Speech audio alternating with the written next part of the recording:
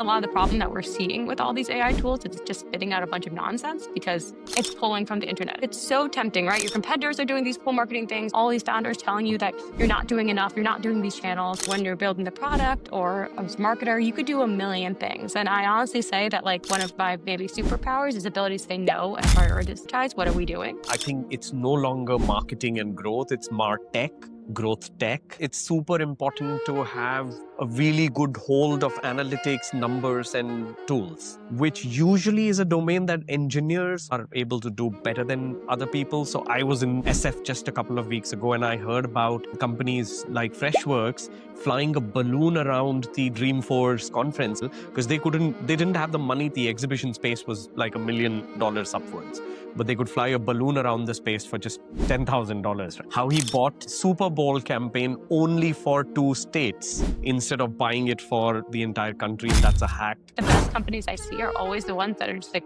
clearly focused on their mission and they nail something really well. Welcome to Edbound with Kinner. Natalie, it's such a pleasure to have you with us today.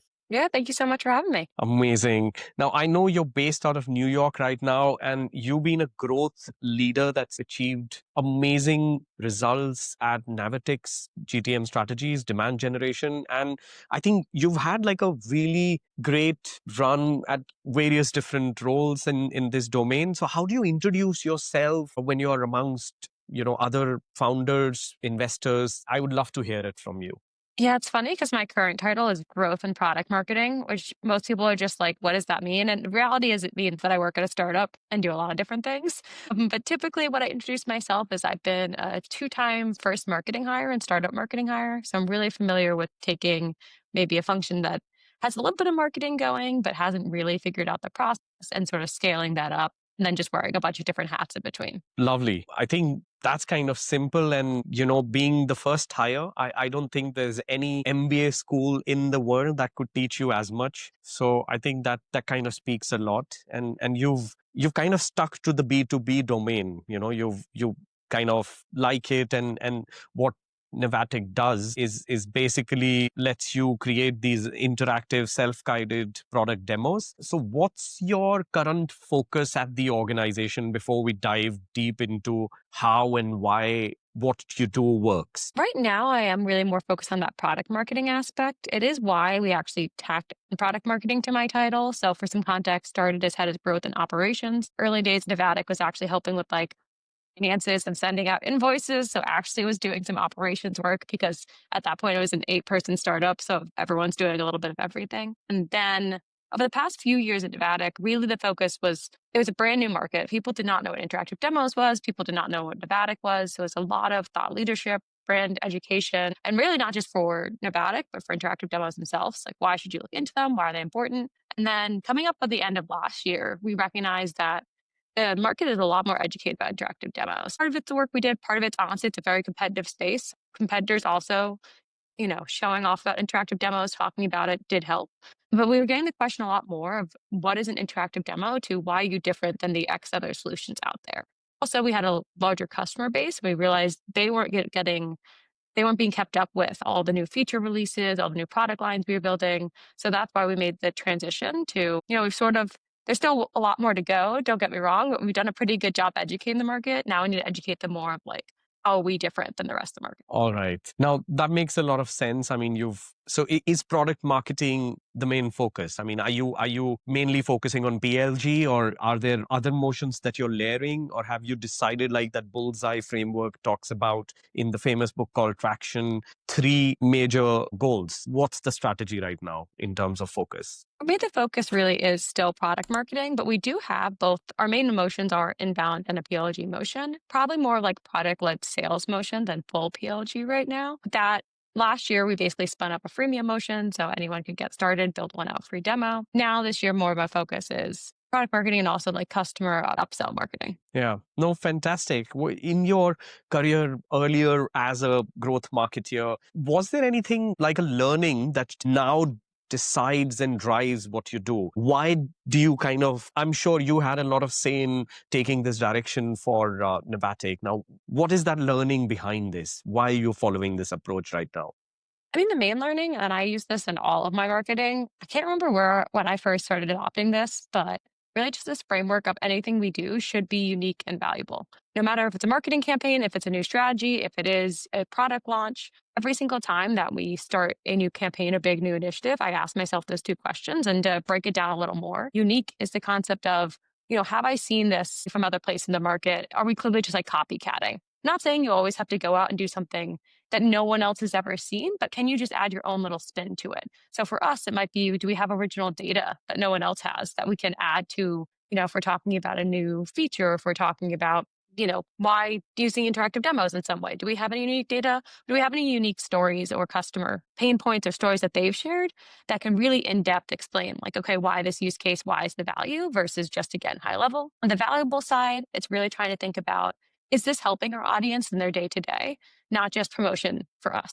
Just like shouting out from the rooftops how cool Navattic is, but really is it making their day to day easier? Wow. No, that's all it's about at the end of the day. I mean, if it makes their lives easier, I mean, if we have that customer focus, why not? But isn't content saturation a huge problem today? I think one of the biggest issues or problems that we all face as marketeers and as growth leaders is that we don't know how to stand out. I mean, there are so many philosophies. I was in SF just a couple of weeks ago and I heard about companies like Freshworks flying a balloon around the Dreamforce conference. I don't know if you've heard of this famous example, because they didn't have the money to hire a stall there, because that the space, the exhibition space was like $1 million upwards, but they could fly a balloon around the space for just $10,000. Right? How do you stand out? Because it's all about finding those wedges, right? Yeah, I definitely think there's a lot of really cool examples. I think when we think of standing out, we think of, to your point, like the guerrilla marketing. It's like, what's a really cool thing I can do at a conference without having to pay for it? I think that there's plenty of like examples I've heard of HubSpot inbound before, but really this is maybe a little less exciting. But when I think about standing out, it is just that unique and valuable framework and then being consistent with it. It's not about like every single time we do a marketing campaign that we need it to be super flashy and making sure that everyone remembers this specific campaign, but it's across the board. When we're putting out something out there, we want to make sure people pay attention because they know it's going to be quality. And then again, we know they're going to get valuable information from it. I think a little bit like back when Gong Labs was such a big thing. And they were Yeah. constantly publishing research, and people just knew it's like that's where you go if you want to get the high quality information about sales calls and all that. Like we're trying to do a little bit the same for demos. Like if you want to get the high quality information about what's working right now, different use cases, data, that's really a lot of the content that we're putting out. Yeah, no, I think Gong's a great example. I met Yuri, by the way. He's been the number one GTM guy for them. He's just written a book, and I was at a conference, so I also got a chance to meet him, and he had some amazing stories to tell. Like how he bought Super Bowl campaign only for 2 states instead of buying it for the entire country, and that's a hack. So Gong had series of hacks that they had deployed, and I mean there is a reason we are called growth hackers. People who kind of hack growth, because you've got to think outside the box. So now I agree with you. I think this focus on data, but let's dive a bit deep into the product right now, and let's understand how Navattic really stands out, because then I want to build a little bit of layering around your positioning. So let's hear from you. What's the central pitch for Navattic, and what is it that the platform really offers to people? Yeah. So when thinking about the entire interactive demo market, and just to take a step back, if you're not familiar with interactive demos, the way I describe it is basically they're self-guided, clickable demos or ones that you can share live on calls that simulate your actual product, but aren't the real thing. So you can clone it, customize the data, personalize it, make it a little more templatized, and just making it easier for you to show your product earlier in the sales cycle, or even if you're PLG, show it before they even sign up. So just for some context, that's what interactive demos are. As far as what makes Navattic stand out, I sort of think of it, of course, this works out perfectly for us, but a little bit of like a Goldilocks positioning. If you think about the entire market, there are softwares out there that do an amazing job spinning up a very quick demo, especially for like if you're thinking about training, help documentation, blog posts, and those tend to be a little more screenshot based. So it's not actually cloning your product, it's just taking screenshots and videos, which makes it super fast to get up and running, and you can just crank those out.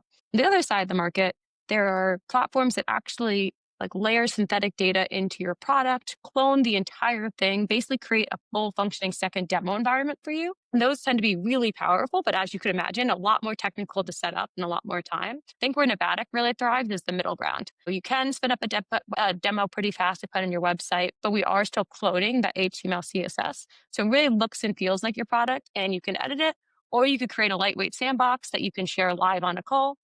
But it's not, again, like either that full replica. It's a little more than screenshot based. Wow. It's almost like Figma that's done on demand, and then it lets people kind of play with it in a guided way rather than having just a complete open sandbox. You kind of put guardrails around the sandbox. Is that right? Is that how you would put it? Exactly. And you can either have those guardrails by just how much you show or by having physical guidance. So if you're sending it, like if I'm sending it async to you, I might want to add little text calls that sort of explain what's going on. Yeah, it is a huge problem that you guys solve. And I think I kind of love the idea, because I think if you're doing PLG, it does make a lot of difference if people could, just check out your product, go through it, and they don't need to talk to someone. Because I think the Loom videos are just one way. Like it doesn't let you play with it. And if you could layer something on top of Loom videos, wonderful. Thinking about something like this, my question would be, what is the usual ACV contract that you see people being able to convert with this strategy without any human coming into the loop ever?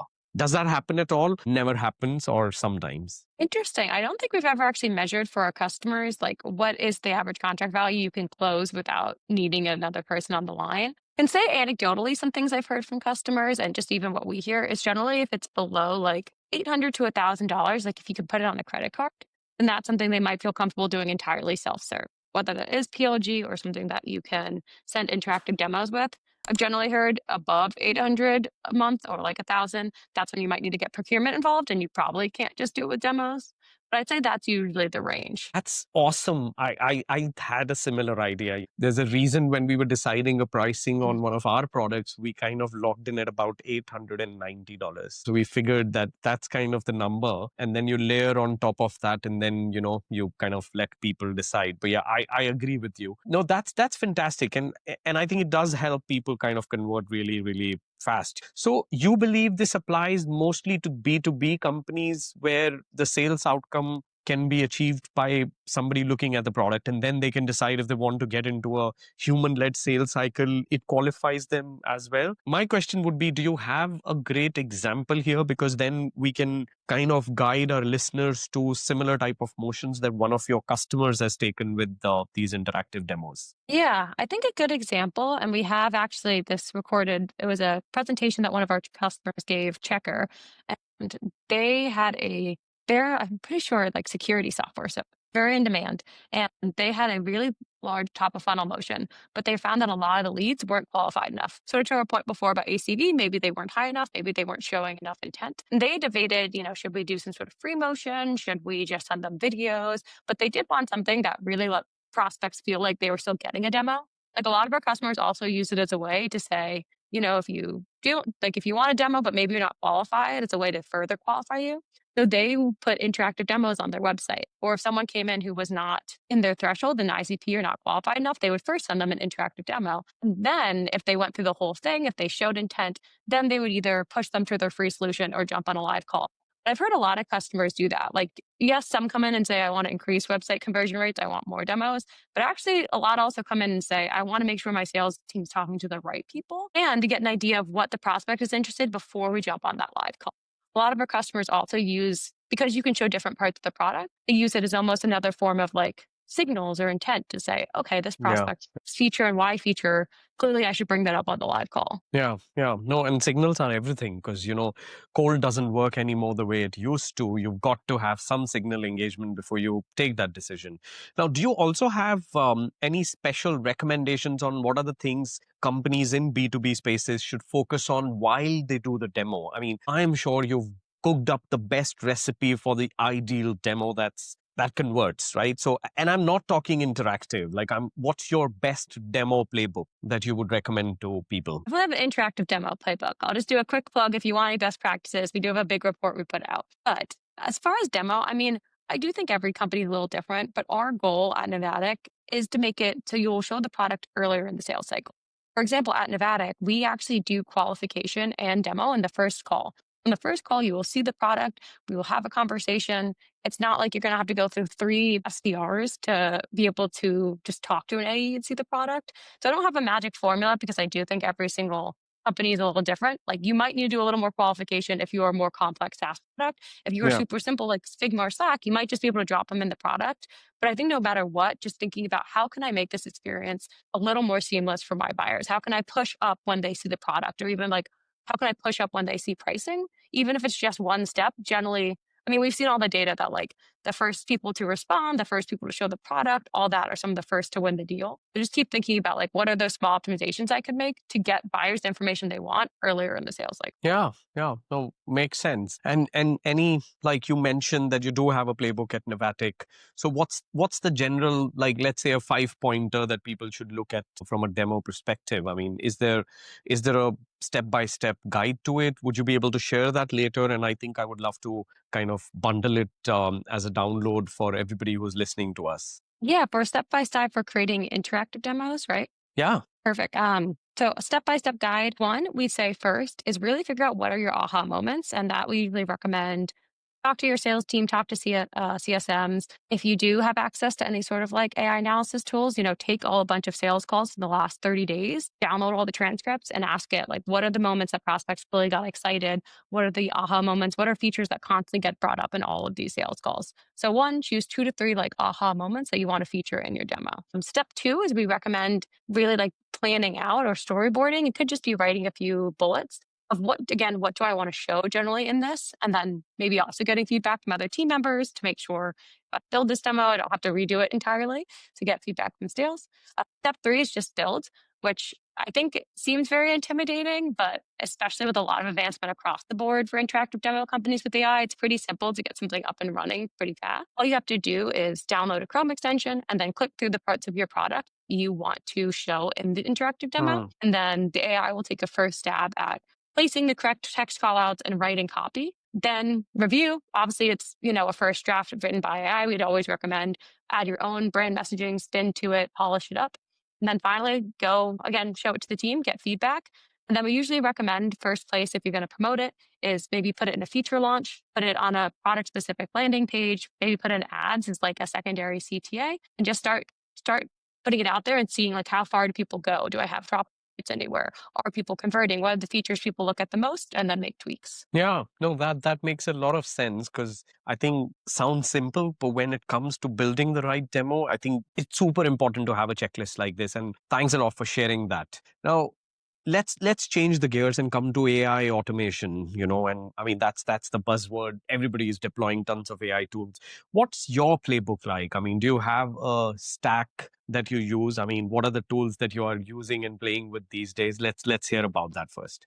I'd say first, before going into specific tooling, my playbook and sort of my rule with AI is if we're using it similar to the unique and valuable formula, we always need to be inputting our own original data and making sure it always has our brand guidelines. I think a lot of the problem that we're seeing with all these AI tools is it's just spitting out a bunch of nonsense because it's pulling from the internet. It's pulling from anywhere. So always, always, always prioritizing tooling. And when we're setting up our own tooling, that we can pull in that first party data, whether that's original sales calls, whether that's original reports we were talking about, maybe our own messaging and positioning, just making sure it's never making it up from the internet and the ether. As far as tooling I really like, one is a tool called GetWise. I use this a lot for positioning, messaging, rating specific landing pages, competitive landing pages, product launches. And the reason I really like it is because the team started as a research firm. So their whole job was just conducting like B2B buyer interviews. They'll go out, interview a bunch of B2B buyers, ask them about the software they're purchasing. What are they thinking about? Across the board, a bunch of different personas. And then they turned that into like an AI chatbot. So when you prompt it and if you ask, what are my buyers thinking about me versus X competitor? Again, it's not just like pulling from the internet, which your competitors are all writing blog posts, which you are too, that's informing it. It's actually pulling from those first party user interviews that they conducted. And you could upload your own if you want to upload like your own sales calls and stuff too. You can make sure it's really unique insights and is not being biased by any like competitor landing pages and things out there. That's one. Obviously, this is not surprising to anyone. We're big fans of GPT and just creating our own custom GPTs over using it just like at random. Because again, we can upload all of our own original examples, data, messaging, all that to make sure it's in tune and just like constantly refining those. So Not a crazy stack, but those are the two tools I use the most. Yeah, no, makes a lot of sense. But here I have my experience for custom GPT, and I don't know if you've tried this. I find Notion to be like way superior than custom GPTs, and I'll tell you why. Because I don't know if you're familiar with Notion. If you have a page, and let's say that page is about your demo playbook, so you Mhm. build this interactive demo playbook, and now you want to go and quickly, without giving this information or this demo playbook to a custom GPT, because custom GPT needs you to feed this first and then ask questions on top of it, you just open Notion and click on context, and the page where you open the AI is the context already. Mm. So now you ask the question that how would you improve this book? Can you add these points into this playbook? Can you research and compare it with this? And so you've built a custom GPT that builds knowledge forever to come, which is one of the huge issues with custom GPTs, even because if you're looking for a conversation, you'll have to go through the conversation list.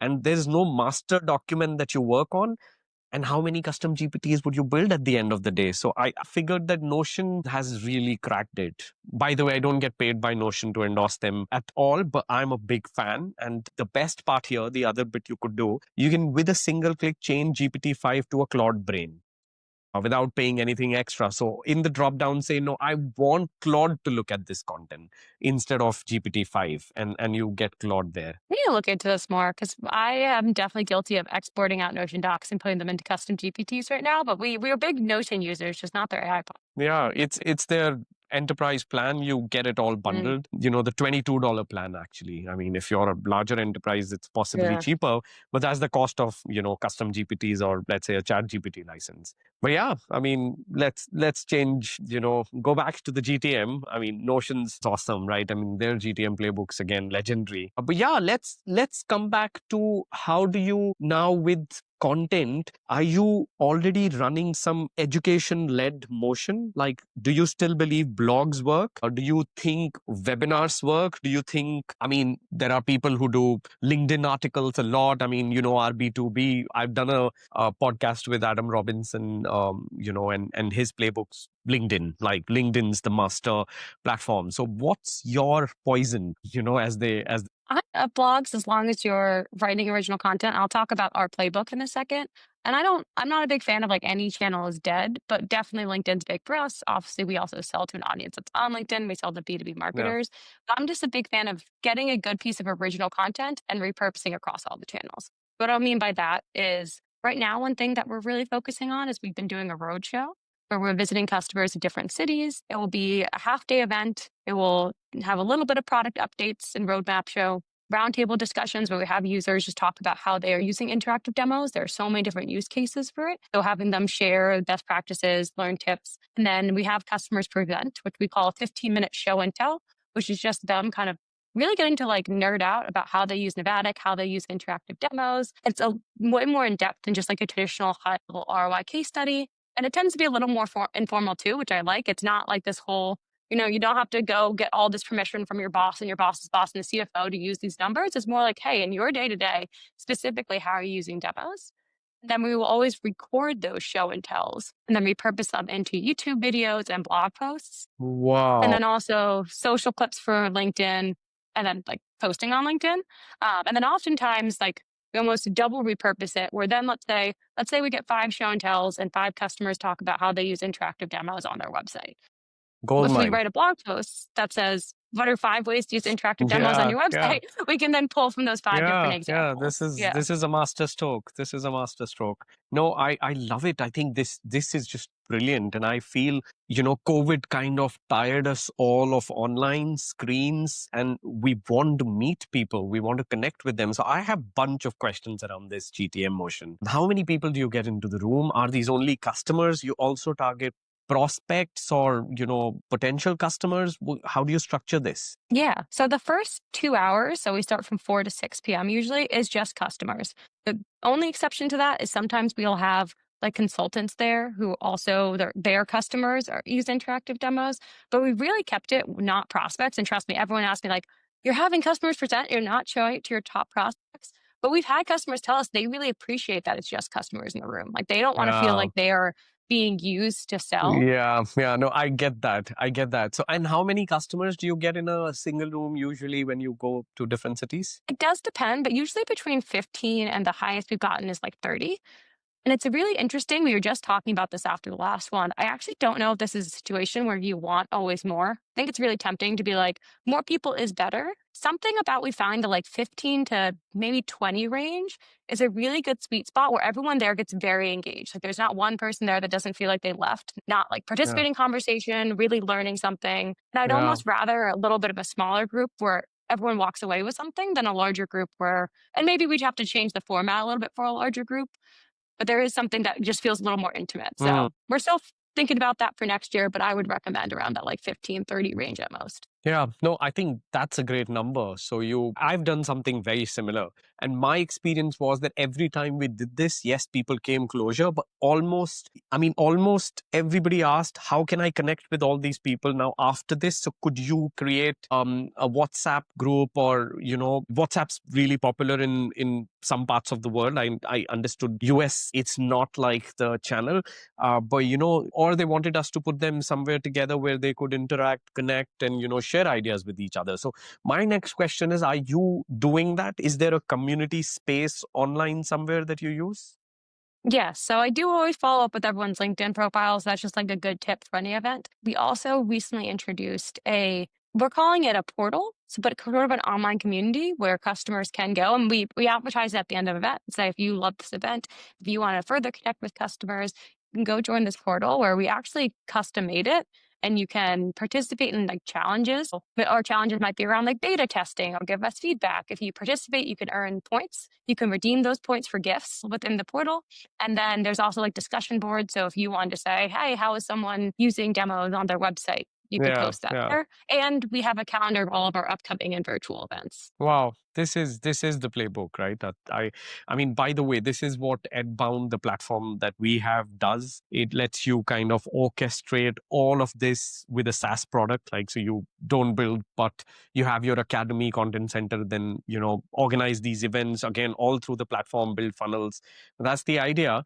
I think I love the way you're utilizing this strategy and getting these right numbers into the room. And especially the part of creating content from here is just a master stroke, because it's way more powerful than when you're rightly telling me that, I mean, blogs would not cut it, right? I mean, what you're doing is superb. I think we've got to build a playbook on this. What I will try and my team do is put this together into like a 2-pager, 3-pager playbook, and also let people have it as a ready reckoner when they are building their own communities. But yeah, I met another company founder called Rocket Lane. They run a community like this called Pre-Flight, Mm. B2B customer experience platform. But yeah, very similar. And I think meeting people in person is the new thing that seems to be working really well. So, I think it's a fantastic idea. But what else in the content space, or is that the only way you produce content right now for your platform? No, definitely not the only way. I think I hinted at this previously, but every year we put out a really big report. It's called the State of the Interactive Product Demo Report. It's a little bit of a mouthful, but basically we look at the top 1, 10, and 25% of interactive demos built in our. We use all that data to say, like, what are the best practices? How long should your demo be? What type of tone should you use? Where should you be placing them on the website?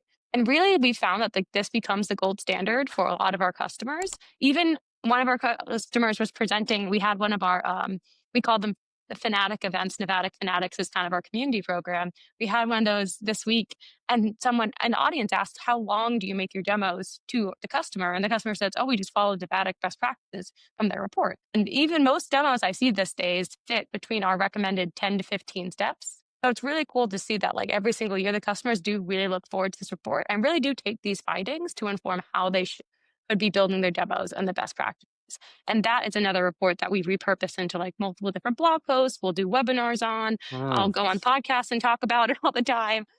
Turn to a bunch of different LinkedIn posts. So really a big fan of like creating a few key, really good pillar pieces and just repurposing as much as we can. Yeah, no, that makes total sense. And I think with the right AI agents, the repurposing bit becomes much easier. Well, That's another thing that I always like to kind of suggest to people, that it's easier than ever before. If you had one good content pillar that kind of gives you everything that you're looking for. One of the things that you highlighted, I feel that you've figured this way of getting people together as a community. And I see that common thread in your thinking here, that whether you're doing a report, whether you're doing content on your blog, there seems to be a common idea of bringing them together around interactive demos as a theme, building powerful, kind of assets around it, feeding their curiosity, getting them to share stuff, and then meeting them in person and online now. So I think I do feel that your playbook could also be heavily classified as the community led growth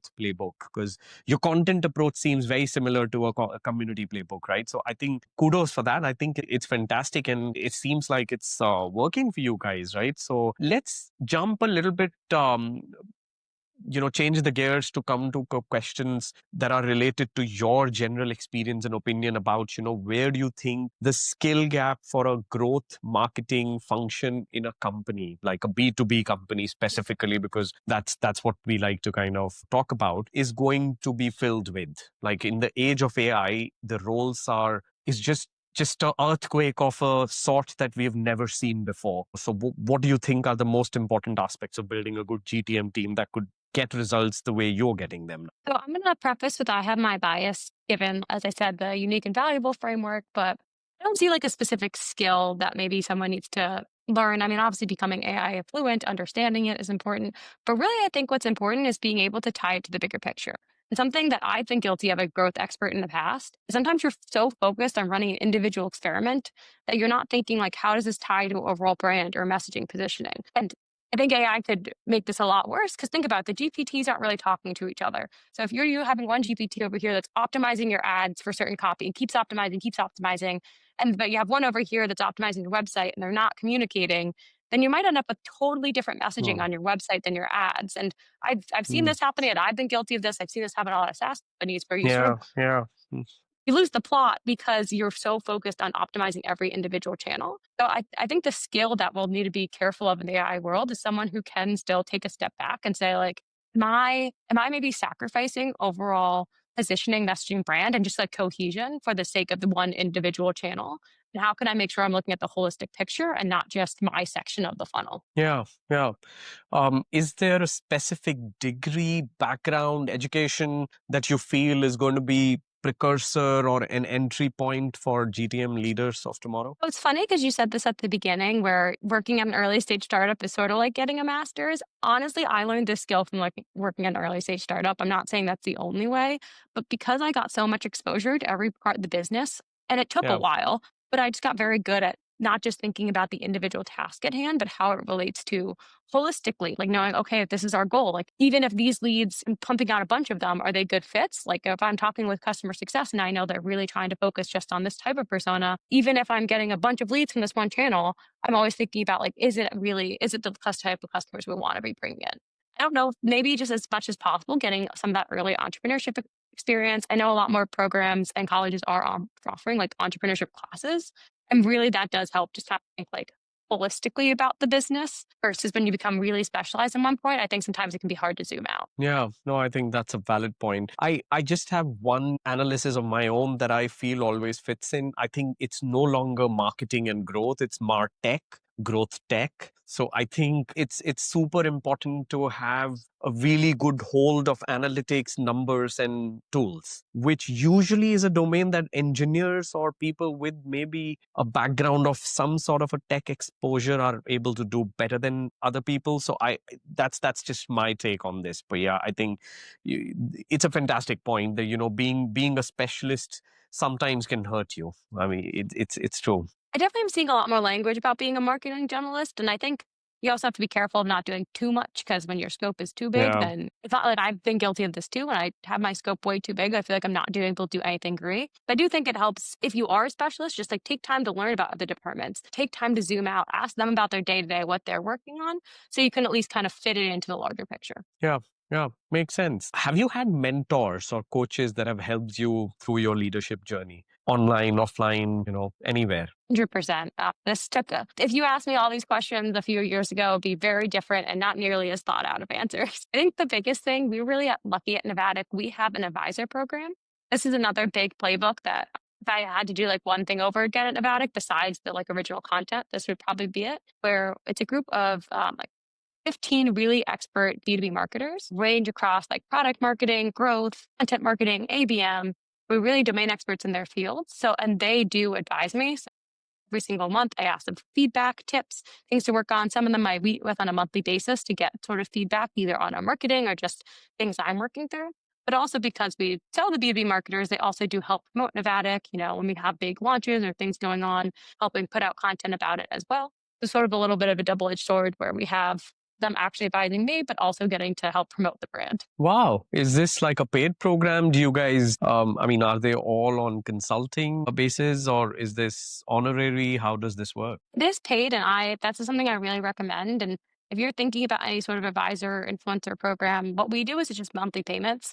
It's not like a pay per post type of situation. It's not just like you get a little bit of equity, which I've heard a lot with advisor. It is actually monthly payment because they are doing that monthly work of advising, even if they're not always doing the monthly promotion. That is actually a great idea. I like what you said. This is sort of a playbook that everybody should think of. And there are these influencers in multiple domains that could do that for you. And I think, yeah, this is good. Like I didn't expect, Natalie, that you were going to pack so many bombs and insights into this session. Like, I'm totally blown away. I think this is super valuable, and powerful. I like to ask this one question to everybody, and the question is about, what if you had just one piece of advice that you could give to a founder of a company that's going from a Series A to Series B? They've figured the product market fit, they know who they want to sell to, they've got case studies and all of that figured. What would that one piece of advice be?